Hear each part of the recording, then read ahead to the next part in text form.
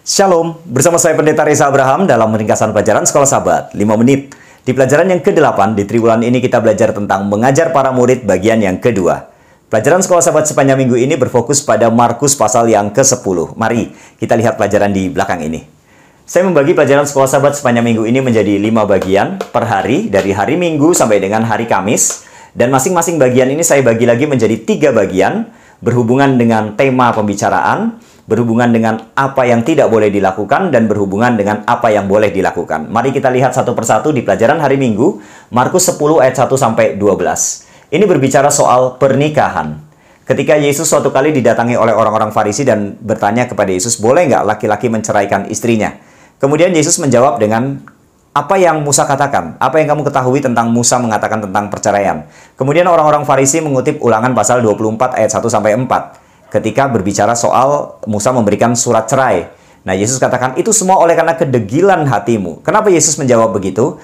Karena Musa tidak pernah mengizinkan perceraian. Tapi situasi pada waktu itu adalah ketika laki-laki Israel sering menceraikan istrinya di sana, mereka sangat berkuasa dan istri ini sangat menderita, diceraikan. Kalau tidak suka ya sudah diceraikan. Maka harus ada perlindungan kepada para perempuan, yaitu memberikan surat cerai, bukan mengizinkan, tetapi memberikan perlindungan. Karena banyak yang melakukan hal seperti itu.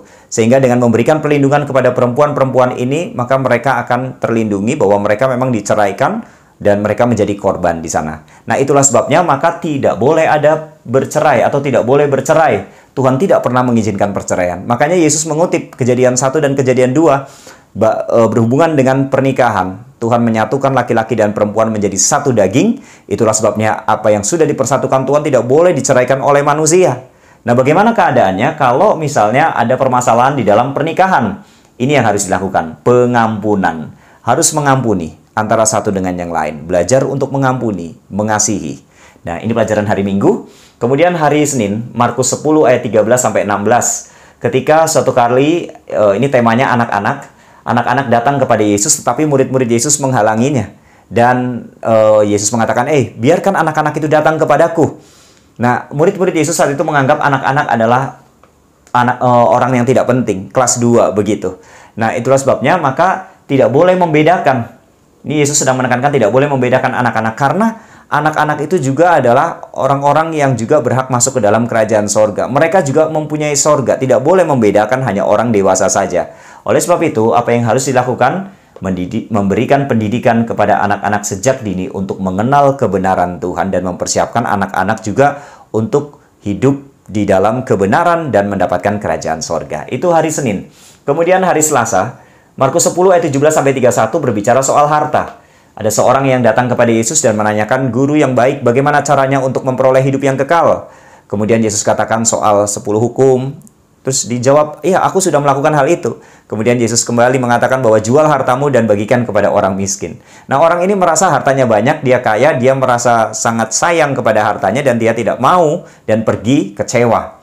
Nah, ini yang harus tidak boleh dilakukan. Ketika memiliki harta, tidak boleh serakah. Lalu apa yang harus dilakukan? Menjadi berkat buat orang lain. Ini hari Selasa. Kemudian hari Rabu, Markus 10 ayat 32-45 berbicara tentang tahta atau kedudukan. Dua murid Yesus, anak Zebedeus, yaitu Yohanes dan Yakobus, datang kepada Yesus dan mengatakan, guru, nanti kalau engkau dimuliakan, aku dan duduk di sebelah kiri dan kanan, Yohanes dan Yakobus. Nah, ini menyatakan tentang keegoisan ya. Mereka tidak memikirkan teman-temannya yang lain. Itulah sebabnya Yesus katakan bahwa kamu siap meminum cawanku, artinya penderitaan. Tapi Yohanes dan Yakobus tidak mengerti dan memahami akan hal itu. Meskipun nanti mereka akan mengerti.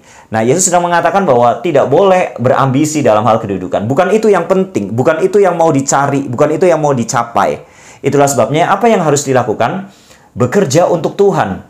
Nah, bekerja untuk Tuhan ini di dalam pelajaran Sekolah Sabat di hari Rabu mengatakan bahwa kalau kamu punya kuasa, maka kamu harus menjadi berkat buat orang lain. Tidak untuk kepentingan diri sendiri. Bekerja dengan jujur. Melakukan yang terbaik. Bekerja untuk Tuhan. Melayani. Siap berkorban.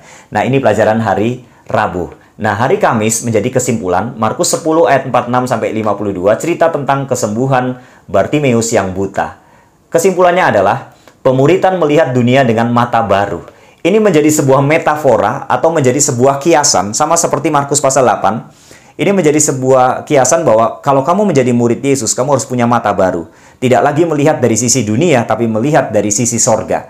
Bukan lagi gaya dunia, tapi gaya sorga. Dan inilah gaya sorga yang Yesus sedang ajarkan mengenai pengampunan, mengenai tidak boleh membedakan orang, harus menjadi berkat, bekerja bagi Tuhan. Itulah sebabnya dalam ayat hafalan atau ayat inti di pelajaran sekolah sahabat ini menyatakan, "Aku datang," kata Yesus, "untuk melayani, bukan untuk dilayani." Inilah ringkasan pelajaran sekolah sahabat sepanjang minggu ini. Tuhan memberkati.